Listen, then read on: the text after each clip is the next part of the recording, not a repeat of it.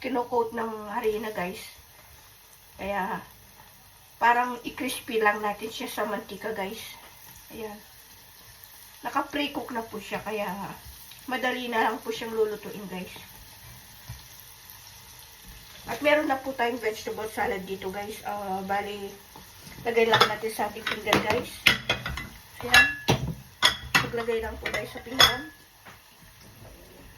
Ayan. Simple lang po yan, guys. Ganyan lang po kadali. Ayan. Ito na po yung tanghalian ng aking mga alaga, guys. Ayan po.